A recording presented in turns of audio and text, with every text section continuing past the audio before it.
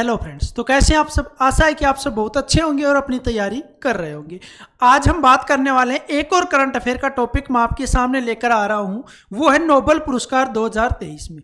Nobel पुरस्कार 2023 में किन किन को मिले हैं, किस क्षेत्र में नोबेल पुरस्कार किन को प्रदान किया गया है, सभी महत्वपूर्ण पर्सन जो नोबेल पुरस्कार से संबंधित हैं और आपके एग्जाम के लिए इंपॉर्टेंट है, वो हम इस वीडियो में करने वाले हैं। ठीक है, देखिए यहां पर लिखा है कुछ पाने के लिए बहुत कुछ खोना पड़ता है। सही बात है कि कुछ पाने के लिए, जैसे आप सरकारी नौकरी पाने के लिए बहुत मेहनत करते हैं, दिन रात पढ़ते हैं, तब जाकर आपको वर्दी मिलती है, सरकारी जॉब मिलती है।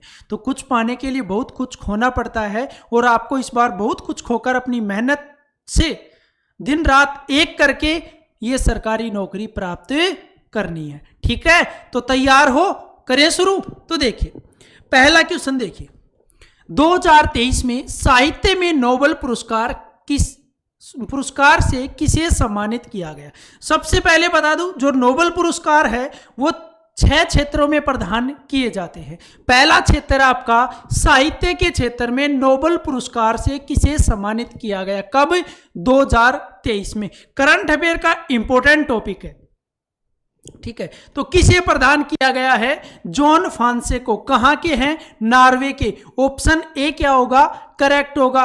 2023 में साहित्य के क्षेत्र में नोबेल पुरस्कार जो प्रदान किया गया वो जॉन फांसे को। ये कहां के हैं, नॉर्वे के हैं। चलो बात कर लेते हैं इनको किस क्षेत्र में प्रदान किया गया। ये तो आपको पता चल गया क्यों प्रदान किया गया, इनके योगदान क्या था, वो सब चीजें हम यहां पर डिस्कस करते हैं। देखिए यह पुरस्कार उनके अभिनव नाटकों और गद्य साहित्य के लिए प्रदान किया गया। किसके लिए, उनके अभिनव नाटकों। जॉन फांसे जो कि नॉर्वे के हैं, उनको अर्थशास्त्र के क्षेत्र में नोबेल पुरस्कार 2023 से सम्मानित किया गया। ये नाम मैं बार बार ले रहा हूं क्योंकि थोड़े कठिन नाम है तो आपको याद रखने हैं। ठीक है, इनको दिया गया अभिनव नाटकों और गद्य साहित्य के लिए प्रदान किया गया। अब देखिए इसमें पुरस्कार राशि क्या मिलती है, 11 मिलियन स्वीडिश क्रोना। जो 11 मिलियन स्वीडिश क्रोना जो राशि है वो प्रदान की जाती है। प्रदानकर्ता कौन है, किसके द्वारा ये प्रदान किया जाएगा, रॉयल स्वीडिश अकादमी। कहां पर, स्टॉकहोम स्वीडन में है। जो रॉयल स्वीडिश अकादमी है स्टॉकहोम में, स्वीडन में, वो ये प्रदान करती है साहित्य के क्षेत्र में नोबेल पुरस्कार। ठीक है, सभी नोबेल पुरस्कार के बारे में यहां पर बात करने वाले, नोट कर लेना इनको अच्छे से। और ये क्वेश्चन की जो पीडीएफ है आपको टेलीग्राम पर मिल जाएगी। टेलीग्राम का लिंक जो डिस्क्रिप्शन में आपको दिया हुआ है, वहां पर जाकर टेलीग्राम ग्रुप ज्वाइन कर लीजिए। अगला प्रश्न देखिए, अर्थशास्त्र के क्षेत्र में नोबेल पुरस्कार 2023 किसने जीता है। किस क्षेत्र की बात कर रहे हैं हम, अर्थशास्त्र के क्षेत्र की बात कर रहे हैं। अभी हमने बात की थी साहित्य के क्षेत्र में, जहां पर दिया गया जॉन फांसे को जो कि नॉर्वे के थे, उनके अभिनव नाटक और गद्य साहित्य में योगदान के लिए उनको प्रदान किया गया 11 मिलियन स्वीडिश क्रोना। इस प्रकार से आपको ध्यान रखना है। ठीक है, मेरे याद हो गया। देखिए अगला प्रश्न है कि अर्थशास्त्र के क्षेत्र में नोबेल पुरस्कार 2023 किसने जीता। तो किसने जीता है, क्लाउडिया गोल्डीन ने। क्लाउडिया गोल्डीन जो कि अमेरिका से हैं, इनको दिया गया है अर्थशास्त्र के क्षेत्र में नोबेल पुरस्कार 2023 का। क्लाउडिया गोल्डीन, देश का नाम भी आपको याद रखना है। ठीक है, चलो इसके बारे में कुछ इंपॉर्टेंट फैक्ट के बारे में बात करें कि ये जो पुरस्कार है इनको श्रम बाजार में स्त्री पुरुष के बीच भेदभाव संबंधी समाज को बेहतर बनाने के लिए प्रदान किया गया। जो स्त्री पुरुष के बीच भेदभाव है, किस बाजार में, श्रम बाजार में, मेहनती बाजार में।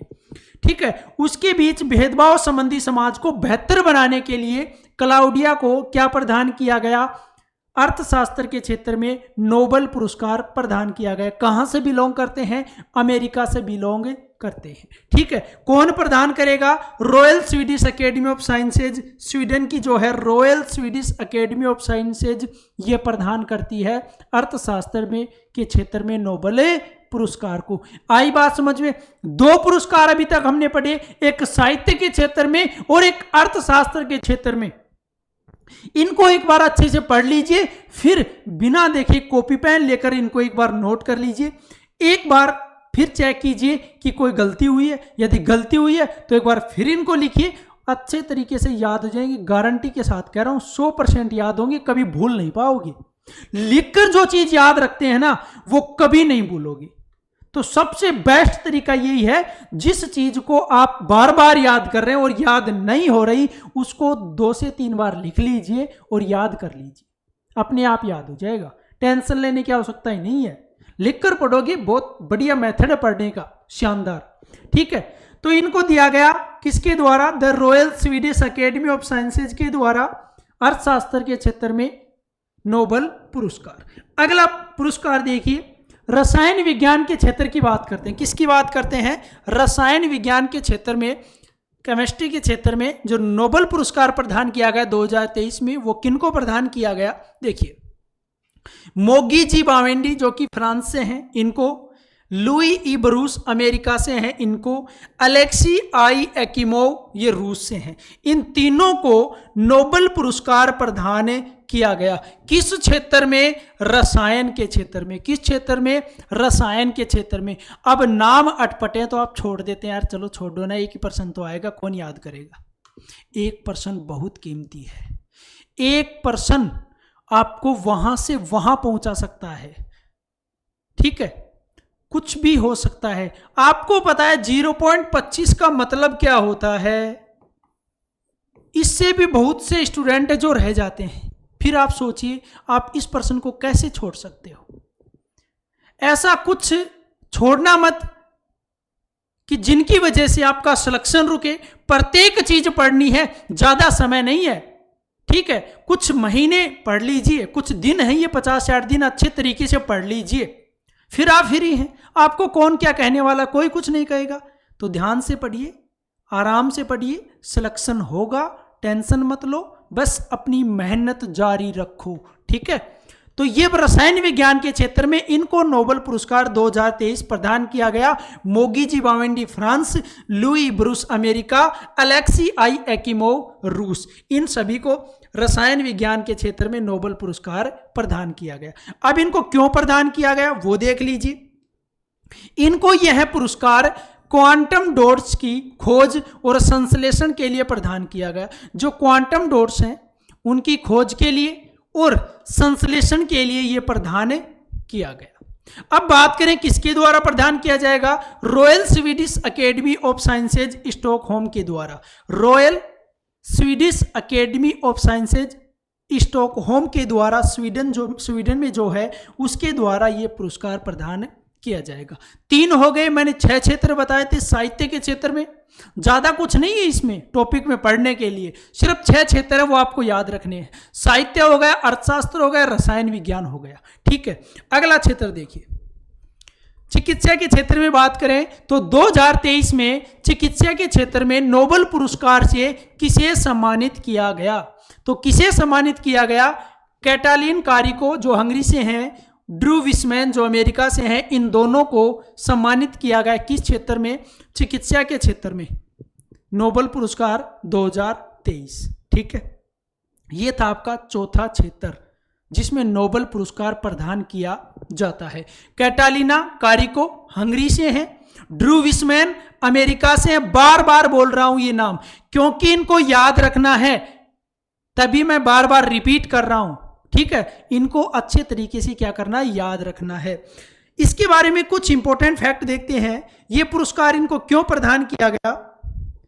यह पुरस्कार न्यूक्लियोसाइड बेस संशोधनों से संबंधित उनकी खोज के लिए प्रदान किया गया। न्यूक्लियोसाइड बेस संशोधनों से संबंधित उनकी खोज के लिए प्रदान किया गया। कितने क्षेत्र हो गए? 4 क्षेत्र हो गए। ठीक है, साहित्य, अर्थशास्त्र, रसायन और चिकित्सा। अगला देखिए, वर्ष 2023 में नोबेल शांति पुरस्कार से किसे सम्मानित किया गया? जो नोबेल शांति पुरस्कार है उससे वर्ष 2023 में किसको सम्मानित किया गया? नरगिस मोहम्मदी जो कि ईरान से हैं। नरगिस मोहम्मदी, इनको नोबेल शांति पुरस्कार 2023 से सम्मानित किया गया। ये कहाँ से हैं? ईरान से हैं। कहाँ से हैं? ईरान से। अब इंपॉर्टेंट फैक्ट देखिए, इनको यह पुरस्कार महिलाओं के उत्पीड़न के खिलाफ लड़ाई और मानवाधिकार और स्वतंत्रता के लिए किए गए प्रयास के लिए प्रदान किया गया। किस प्रयास के लिए? देखिए, नोबेल शांति पुरस्कार है 2023 का नरगिस मोहम्मदी को, जो कि ईरान से संबंधित है, प्रदान किया गया। अब क्यों किया गया? क्योंकि ये जो पुरस्कार है ईरान में जो महिलाओं के साथ उत्पीड़न होता है उसके खिलाफ लड़ाई और मानवाधिकार और स्वतंत्रता के लिए जो इन्होंने प्रयास किए हैं, उस प्रयास के लिए नोबेल शांति का जो 2023 का पुरस्कार है वो नरगिस मोहम्मदी, जो कि ईरान से संबंधित हैं, उनको प्रदान किया गया। ठीक है, पॉइंट क्लियर। 5 क्षेत्र हो चुके हैं। अगला देखिए, भौतिक विज्ञान के क्षेत्र में नोबेल पुरस्कार 2023 से किसे सम्मानित किया गया? किस क्षेत्र में? भौतिक विज्ञान के क्षेत्र में। तो किसे सम्मानित किया गया? पियरे एगोस्टिनी फ्रांस से हैं, एनी एल हुइलियर फ्रांस से हैं, फेरेक क्रोज हंगरी से हैं। इन तीनों को यह प्रदान किया गया। किस क्षेत्र में? भौतिकी के क्षेत्र में। तो ये थे वो आपके 6 क्षेत्र, अर्थशास्त्र के क्षेत्र में, चिकित्सा के क्षेत्र में, रसायन विज्ञान के क्षेत्र में, शांति के क्षेत्र में, भौतिकी के क्षेत्र में। ठीक है, आई बात समझ में? तो भौतिकी विज्ञान के क्षेत्र में नाम फिर से देख लीजिए, Pierre Agostini France, Anne L Huillier France, Ferenc Krausz, इनको ये प्रदान किए गए हैं भौतिक विज्ञान के क्षेत्र में। इनको क्यों प्रदान किए गए वो देखिए। इनको यह पुरस्कार पदार्थ में इलेक्ट्रॉन गतिशीलता के अध्ययन के लिए, किसमें? पदार्थ में इलेक्ट्रॉन गतिशीलता के अध्ययन के लिए प्रकाश के एटोसेकंड पल्स उत्पन्न करने वाले प्रयोगात्मक विधि को खोजने के लिए प्रदान किया गया है। फिर से देखिए, जो पदार्थ है उसमें जो इलेक्ट्रॉन की गतिशीलता है उसके अध्ययन के लिए एटोसेकंड, प्रकाश का जो एटोसेकंड पल्स है उससे उत्पन्न करने वाले जो प्रयोगात्मक विधि है, उस प्रयोगात्मक विधि को खोजने के लिए भौतिकी के क्षेत्र में इन तीनों को यह पुरस्कार प्रदान किया गया है। अब पॉइंट वही आता है, प्रदानकर्ता कौन है? Royal Swedish academy of sciences, Stockholm, Sweden. 6 क्षेत्र हो गए। आ गई बात समझ में?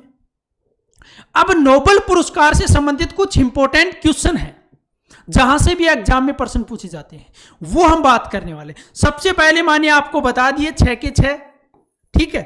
इसके बाद अगला देखिए, नोबेल पुरस्कार हर वर्ष प्रदान किए जाते हैं। जो नोबेल पुरस्कार है वो हर वर्ष कब प्रदान किए जाते हैं?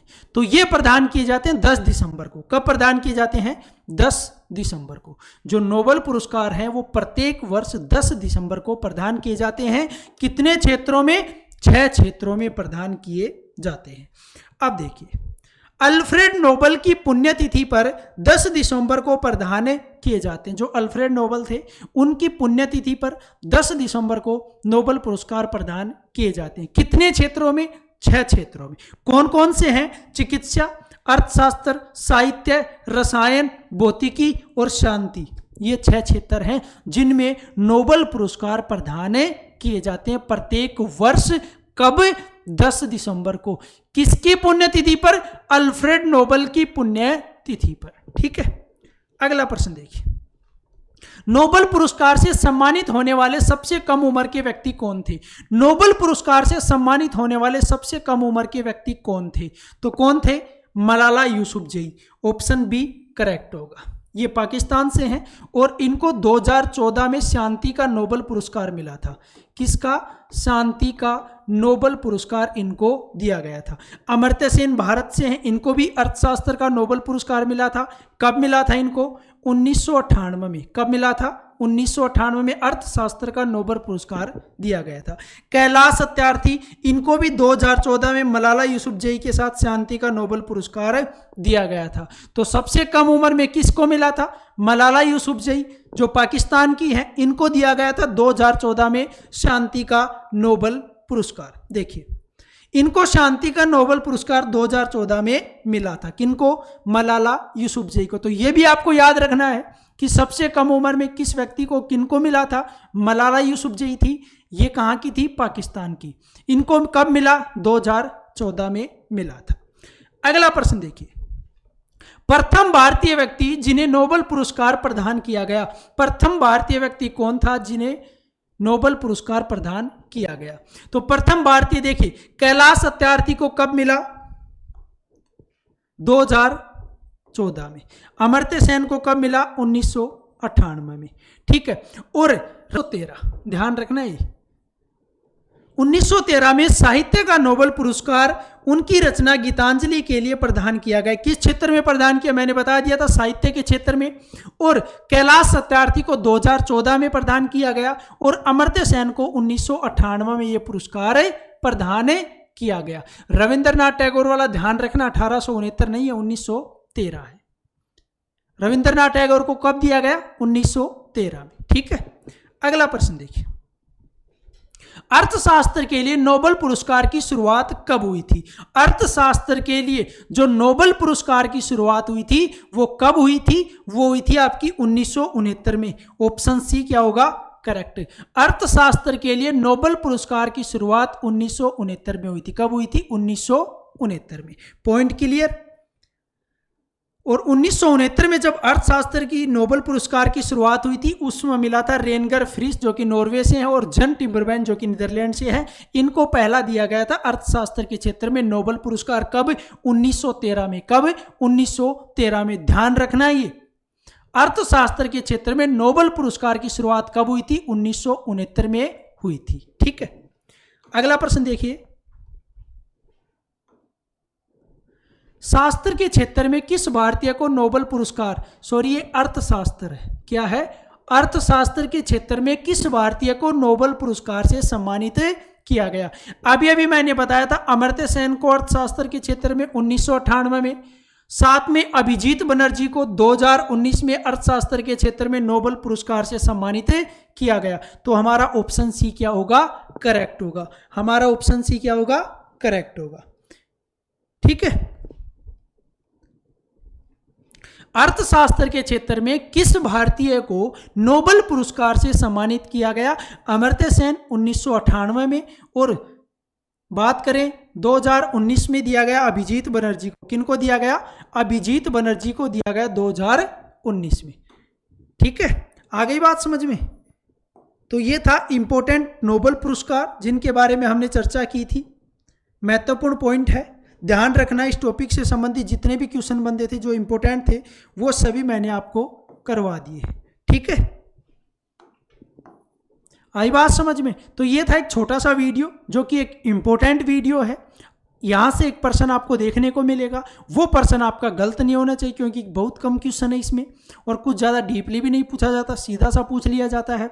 या तो नोबेल पुरस्कारों के बारे में पूछेगा या 2023 में जो नोबेल पुरस्कार प्रदान किए गए हैं उनके नामों के बारे में पूछेगा। 6 क्षेत्र में प्रदान किए गए थे।